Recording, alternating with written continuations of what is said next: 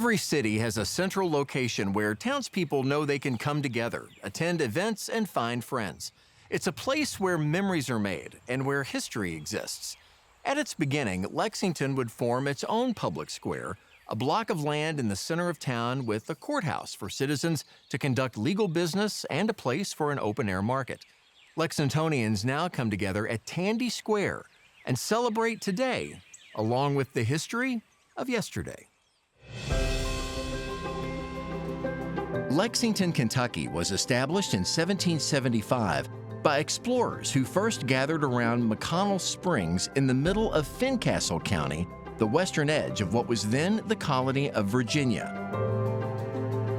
These pioneers built a large fort, naming it Fort Lexington after the recently fought battle of the Revolutionary War. In 1780, they were ready to leave the fort and build a city. A map was drawn up, dividing the surrounding land into plots for the founders to build new homes.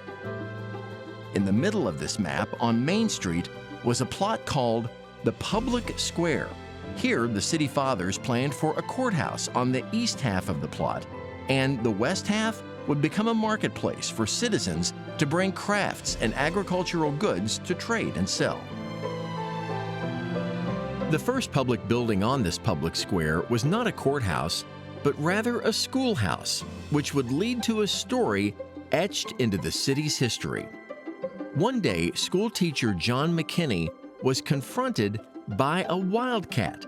McKinney would actually wrestle this wildcat, and eventually he killed it.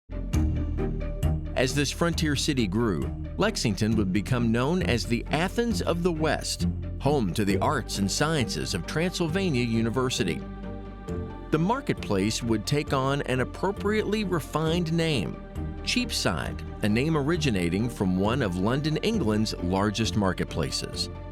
While an initial courthouse was built on the public square, it was replaced shortly after in 1806 with a large courthouse worthy of the Athens of the West, 3 stories high with a tower and a clock.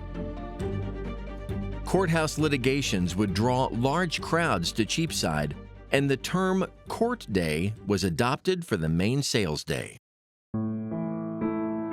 One aspect that would dominate this marketplace was Lexington being at the center of Kentucky, and Kentucky was a slave state. In the early 1800s, in addition to the trading of agricultural products, Cheapside became the center for the selling of enslaved people. Lexington is one of the largest markets for the enslaved in the Upper South. So Courthouse Square is a place where enslaved individuals were sold constantly. Slave sales would finally be outlawed in 1864, and Cheapside would return to being the center for court days. In 1883, Lexington would replace the courthouse that was now over 75 years old. One feature was added inside the new courthouse that drew great attention: Woman Triumphant, a statue sculpted by Kentuckian Joel Hart. Just 14 years later, this courthouse would catch fire, destroying Woman Triumphant as the roof collapsed. A new courthouse would be built on the same location the city's forefathers had designed more than a century before. Its ornate and decorative stonework was designed and constructed by a former slave turned architect, Henry A. Tandy. Tandy's work was recognized throughout the Bluegrass for his attention to detail.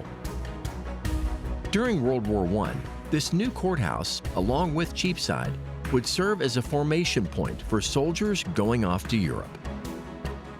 Court days would end in 1921, but Cheapside continued to be the center of the city. Initially, as automobiles were filling the streets of Lexington, the area was used as a parking lot, but city leaders chose to redesign Cheapside with grass, trees, and walkways.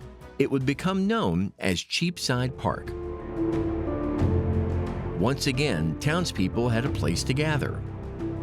Along with the rest of the country, citizens there would honor the memory of President Franklin Roosevelt when he died in 1945. This public square became a forum for crowds to gather and listen to politicians. In 1973, the city would begin a new market tradition, farmers market, that would eventually find its home in Cheapside Park. Through the turn of the century, this park would draw citizens for different reasons, many political and historical. In 2017, a group of Lexingtonians would form a movement, Take Back Cheapside, in an effort to reimagine the former slave market as a place of inclusion and healing. In 2021, the name of Cheapside Park would change. It became Tandy Park, named after Henry Tandy, the formerly enslaved entrepreneur who was instrumental in the construction of the courthouse. A covered pavilion was built that today enhances outdoor events that bring people downtown. On Saturday mornings, you'll find crowds buying fresh vegetables, fruits, and flowers at the farmers market. And on Thursday nights during the summer months, it's the home for music and the arts. And all the while, Tandy Park connects the people of Lexington with the history of this public square. Designed by the founders at the city's beginning, and now a place to gather together under the shadow of a courthouse with its beautiful stonework designed by a former slave. Hey everybody, I'm Chip Polston, your host for Kentucky Life. Now, if you like that story and maybe you want to explore more of what Kentucky has to offer, all you got to do is just click on that subscribe button for more great content.